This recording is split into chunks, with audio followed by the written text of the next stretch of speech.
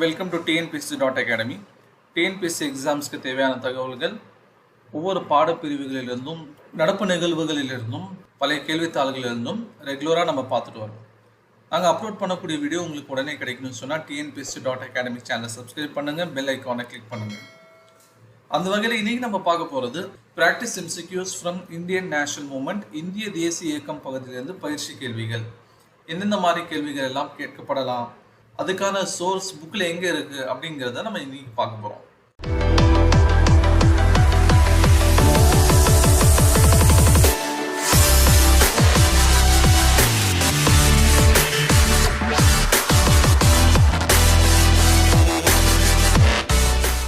முதலாவது கேள்வி பாருங்க. Find out the militant nationalist from the following. கீழ்காண்போரில் தீவிர தேசியவாதி யார்? இதுக்கு ஆன்சர் ட்ரை பண்ணுங்க. ஓகே, ஆன்சர் பார்த்துடலாம். கீழ்காண்போரில் தீவிர தேசியவாதி யாருன்னு சொன்னால் ஆப்ஷன் சி, பிபின் சந்திரபால். பொதுவாக இந்திய தேசிய காங்கிரஸ் உருவானதுக்கப்புறம் இந்திய சுதந்திரத்துக்காக பல மக்கள் போராடினாங்க. காலப்போக்கில் அது ரெண்டு பிரிவாக இருந்தாங்க. ஒன்று நேஷ்னலிஸ்ட், இன்னொன்று எக்ஸ்ட்ரீமிஸ்ட் அப்படின்னு சொல்லுவாங்க. அதாவது மிதவாதிகள், தீவிர தேசியவாதிகள்னு சொல்லி. தீவிர தேசியவாதிகள் அப்படின்ட்டு சொல்லணும். சில புத்தகங்கள்ல தீவிரவாதிகள் அப்படிங்கிற வார்த்தையும் இருக்கு. மிதவாதிகள் அப்படிங்கிறவங்க யாரு? மனுக்கள் மூலியமாக, கோரிக்கை மூலியமாக தாங்கள் நினைக்கக்கூடியதை சாதிக்கணும்னு நினைக்கக்கூடியவங்க. ஆனால் இந்த தீவிர தேசியவாதிகள் அல்லது சில புக்கில் கொடுத்துருக்கிற மாதிரி தீவிரவாதிகள் அப்படிங்கிறவங்க சண்டையின் மூலியமாக தான் நினைக்கிறத சாதிக்கணும்னு சொல்லி நினைக்கக்கூடியவங்க. இதை பற்றி டீட்டெயில் ரெகுலர் கிளாஸஸ் அட்டென்ட் பண்ணும்போது கிடைக்கும். அப்போது இதற்கான ஆன்சர் பிபின் சந்திரபால். அப்போ மற்ற 3 பேர் என்ன அப்படின்னு சொன்னால் மிதவாதிகள். அடுத்த கேள்வி பாருங்கள். When did the partition of Bengal came into effect? வங்க பிரிவினை எந்த நாளில் நடைமுறைக்கு வந்தது? ஓகே, இதுக்கான ஆன்சர் செக் பண்ணிடலாம். Option D, 1905 October 16. இதுக்கான சோர்ஸ் புக்கில் எங்கே இருக்குது அப்படின்னு சொன்னால் 10th சமச்சீர் சோசியல் சயின்ஸில் இருக்குது. 1905 அக்டோபர் 16 வங்காளம் அதிகாரப்பூர்வமாக பிரிவினையான போது அந்த நாள் துக்க நாளாக அறிவிக்கப்பட்டது. ஆயிரக்கணக்கானவர்கள் கங்கை நதியில் புனித நீராடியதோடு வந்தே மாதரம் பாடலையும் பாடியபடி சென்றனர் அப்படின்னு சொல்லி புக்கில் இருக்கு. அப்போ அனௌன்ஸ் பண்ணது ஒரு டேட்டில் அனௌன்ஸ் பண்ணியிருப்பாங்க இந்த வங்க பிரிவினையை, பெங்கால் பார்ட்டிஷனை. ஆனால் நடைமுறைப்படுத்தினது அக்டோபர் 16ஆம் தேதி. இதுக்கு ஆன்சர் அக்டோபர் 16, 1905. மூணாவது கேள்வி பார்க்கலாம். The battle of Plassey was orchestrated by. Plassey போர் யார் தலைமையில் நடந்தது? இதுக்கு ஆன்சர் ட்ரை பண்ணுங்க. ஓகே, பிளாசி போர் யார் தலைமையில் நடந்தது சொன்னால் ஆப்ஷன் பி, ராபர்ட் கிளைவ் உடைய தலைமையில் நடந்தது. இதுக்கான சோர்ஸ் புக்கில் எங்கே இருக்கு? சமச்சீர் 10th சோசியல் சயின்ஸில் இருக்கு. 1757 ஜூன் 23 இந்த நாளோட சேர்த்து இது ஞாபகம் வச்சுக்கணும்னு சொல்லி சொல்கிறாங்க. பேட்டில் ஆஃப் பிளாசி அப்படிங்கிறது எவ்வளோ முக்கியம்னு சொன்னால் வருடம் 1757 மட்டுமல்ல, ஜூன் 23 அந்த டேட்டையும் சேர்த்து ஞாபகம் வச்சுக்கணும். ஏன்னு சொன்னால் இந்திய வரலாற்றிலேயே புரட்டி போட்ட ஒரு போர்னு சொன்னால் அது பேட்டில் ஆஃப் பிளாசி, இந்த பிளாசி போர் தான். இது மட்டும் நடக்காமல் இருந்திருந்தா இன்னைக்கு இந்தியாவுடைய நிலைமையே வேறு. ஏன் இதனால் அப்படி பிளாசி போரில் ஜெயித்தனால என்னென்ன நடந்துச்சு அப்படிங்கிறது நம்ம கிளாஸஸில் படிப்போம். மொத்தத்தில் இந்திய வரலாற்றில் மிக முக்கியமான போர் அப்படிங்கிறது முதலாவது பேட்டில் ஆஃப் பிளாசி போருங்கிறது தான்.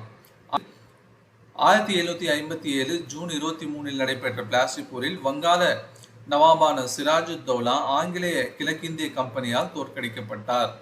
ஆங்கிலேய படையின் தலைமை தளபதியான ராபர்ட் கிளைவ் வங்காளத்தின் நவாப் படைக்கு தலைமையேற்றி வரும் சிராஜுத்தௌலாவின் சித்தப்பாவுமான மீர் ஜாஃபரின் ரகசிய ஆதரவை பெற்று பிளாசி போருக்கு வித்திட்டார். அப்போ இதை பற்றி டீட்டெயில் ரெகுலர் கிளாஸஸ் கிடைக்கும். பேட்டில் ஆஃப் பிளாசி அப்படிங்கிறது எக்ஸாம் பாயிண்ட் ஆஃப் வியூவில் ரொம்ப ரொம்ப முக்கியம்னு சொல்லி சொல்லுவாங்க. அதான் டேட் எவ்வளோ முக்கியம் அப்படிங்கிறத வச்சே நான் சொல்கிறேன். ஓகே, அடுத்த கேள்விக்கு நம்ம போகலாம். Dash was the Governor General of Bengal who refused Rani of Jhansi's request to adaptation. Jhansi Rani Lakshmibai தனது வாரிசை தத்தெடுத்துக்கொள்ள அனுமதி தர மறுத்துவிட்ட வங்காள ஆளுநர் யாருன்னு சொல்லி கேட்டிருக்காங்க. இதுக்கு ஆன்சர் ட்ரை பண்ணுங்க. ஓகே, ஜான்சி ராணி லட்சுமிபாய் தனது வாரிசை தத்தெடுத்துக் கொள்ள அனுமதி தர மறுத்துவிட்ட வங்காள ஆளுநர் டல்ஹவுசி. இதுக்கான சோர்ஸ் எங்க இருக்கு? புக்ல இருக்கு. இந்த கிளர்ச்சியின் மற்றொரு முக்கிய தலைவராக ஜான்சியின் ராணி லட்சுமிபாய் திகழ்ந்தார். அவரது விஷயத்தில் வங்காளத்தின் தலைமை ஆளுநரான டல்ஹவுசி பிரபு லட்சுமிபாயின் கணவர் மறைந்த பிறகு அவரது வாரிசாக ஒரு ஆண் பிள்ளையை தத்தெடுத்துக் கொள்ள அனுமதி தர மறுத்துவிட்டதால் வாரிசிலப்பு கொள்கையின் அடிப்படையில் அவரது அரசு ஆங்கிலேய அரசுடன் இணைக்கப்பட்டது.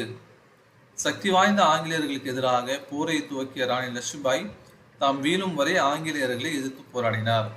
அப்ப என்னன்னு சொன்னா, இந்திய சிற்றரசுகளை இணைப்பதற்கு ஆங்கிலேய அரசாங்கம் பல வழிகளை மேற்கொண்டது. அதுல ஒண்ணு டாக்டரின் ஆஃப் லேப்ஸ் அப்படின்னு சொல்லுவாங்க. அதாவது வாரிசிலப்பு கொள்கை. ஒரு மன்னர் அவருக்கு இயற்கையாக உள்ள வாரிசுகள் இல்லை அப்படின்னு சொன்னா அந்த மன்னருடைய காலத்திற்கு பிறகு அந்த சமஸ்தானம் ஆங்கிலேய அரசுடன் இணைக்கப்படும். அந்த வகையில ஜான்சி அப்படிங்கிற சமஸ்தானம் ராணி லட்சுமிபாய் அவங்களுக்கு இயற்கையான வாரிசுகள் இல்லை, அவங்களுக்குன்னு பிறந்த வாரிசுகள் இல்லை. அதனால ஒரு குழந்தையை தத்தெடுக்கலாம் அப்படின்னு சொல்லி நினைக்கும் போது அதற்கு டல்ஹவுசி பிரபு அனுமதி மறுத்திருப்பார். அதுதான் இங்க சொல்ல வராங்க. யார் அனுமதி மறுத்தான்னு சொன்னா டல்ஹவுசி பிரபு. அடுத்த கேள்வி பார்க்குறேன். The Montague-Chelmsford reforms were announced in the year. மான்டேக்-செம்ஸ்ஃபோர்டு திட்டம் அறிமுகப்படுத்தப்பட்ட ஆண்டு எதுன்னு கேட்குறாங்க. இதுக்கு ஆன்சர் ட்ரை பண்ணுங்க. ஓகே, நம்ம இங்கே ஆன்சர் பார்த்துடலாம். மான்டேக்-செம்ஸ்ஃபோர்டு திட்டம் அறிமுகப்படுத்தப்பட்ட ஆண்டு ஆப்ஷன் பி 1919.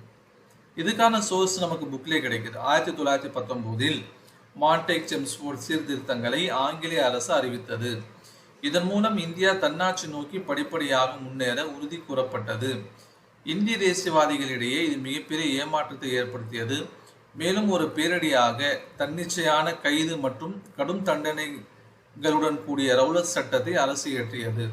இந்த மான்டேக்-செம்ஸ்ஃபோர்டு ரிஃபார்ம்ஸ் அப்படின்னு சொல்லுவாங்க. 1919 உங்களுக்கு நாங்கள் ஃப்ரீடம் கொடுத்துருவோம், உங்களுக்கு நாங்கள் அட்டானமஸ் ஸ்டேட்டஸ் கொடுப்போம் அப்படின்னு சொல்லி பல ஆசை வார்த்தைகளை காமிச்சு முதல் உலக போர் நேரத்தில் பிரிட்டிஷ் அரசாங்கம் இந்தியர்களை அந்த போருக்கு ஹெல்ப் பண்ண சொல்லி கேட்டிருப்பாங்க. போரும் கிட்டத்தட்ட முடிஞ்சிடும். ஆனால் அதுக்கப்புறமும் என்ன பண்ண மாட்டாங்கன்னா தன்னாட்சி அதிகாரத்தை கொடுக்கறது தயங்குவாங்க. ஏதாவது 1919 இந்த ரிஃபார்ம்ஸ் ஒரு சில விஷயங்களை தன்னாட்சி கொடுப்பாங்களே தவிர பெரும்பாலான விஷயங்களை தன்னாட்சி அவங்க கேட்டதை கொடுத்துருக்க மாட்டாங்க. அந்த வகையில் தான் 1919க்கு அப்புறம் தான் இந்தியாவில் தேர்தல் அப்படிங்கிறத நடந்தது. மதராஸ் மாகாணத்துக்கும் தேர்தல் நடந்தது. அதுதான் முதல் எலெக்டட் கவர்மெண்ட் கூட சொல்லுவாங்க. அப்போ சில விஷயங்கள்ல தன்னாட்சிங்கிறத கொடுத்தாங்க. ஆனா எதை இந்திய தரப்புல கேட்கப்பட்டதோ அதை கொடுத்துருக்க மாட்டாங்க.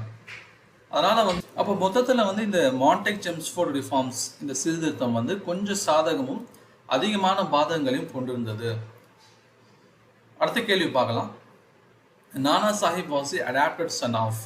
நானா சாஹிப் யாருடைய வளர்ப்பு மகன்? இதுக்கு ஆன்சர் ட்ரை பண்ணுங்க. ஓகே, நானா சாஹிப் யாருடைய வளர்ப்பு மகன் சொன்னா பாஜிராவ் 2. இதுக்கான சோர்ஸ் எங்க இருக்குன்னு சொல்லி பார்க்கலாம்.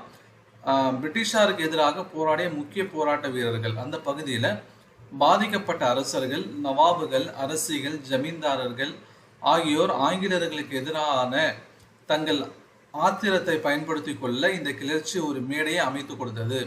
சிப்பாய் கிளர்ச்சியை பற்றி பேசுகிறாங்க. ஒரு சந்தர்ப்பத்தை எதிர்பார்த்துட்டு இருந்தாங்க. யார் ஆங்கிலேயர்களாக பாதிக்கப்பட்டிருக்காங்களோ அவங்க எல்லாரும் ஒரு சந்தர்ப்பத்தை எதிர்பார்த்தாங்க. அந்த சந்தர்ப்பத்தை இந்த சிப்பாய் கிளர்ச்சி கொடுத்தது. இந்த கிளர்ச்சி ஒரு மேடையை அமைத்து கொடுத்தது. கடைசி பேஷ்வா மன்னரான 2வது பாஜிராவின் தத்து பிள்ளையான நானா சாஹிப் கான்பூர் பகுதியில் இந்த கிளர்ச்சிக்கு தலைமை தாங்கினார். இப்போ ஒவ்வொரு பகுதியிலையும் ஒவ்வொரு முக்கியமான நபர்கள் இந்த கிளர்ச்சிக்கு தலைமை தாங்கினாங்க. அது யார் யார் எந்தெந்த பகுதி அப்படிங்கிறத பார்த்துக்கணும். இப்போ டெல்லி எடுத்துட்டோம்னு சொன்னால் மன்னர் பஹாதுர் ஷா, ஜான்சி எடுத்துட்டோம்னு சொன்னால் ராணி லட்சுமிபாய். அந்த வகையில் பாஜிராவின் தத்து பிள்ளையான 2வது பாஜிராவின் தத்து பிள்ளையான நானா சாஹிப் கான்பூர் பகுதியில் இந்த கிளர்ச்சிக்கு தலைமை தாங்கினார். இப்போ சில பகுதிகள் அது ஈஸியாக நமக்கு ஞாபகம் வந்துடும். இப்போ ஜான்சி அப்படின்னு சொன்னால் ராணி லட்சுமிபாய் ஈஸியாக நமக்கு ஞாபகம் வந்துடும். ஏன்னா அடிக்கடி அது கேள்விப்படுறோம், படிச்சிருக்கோம். இது இன்னைக்கு சில சீரியல்களே அந்த பேரில் எடுக்க ஆரம்பிச்சிட்டாங்க.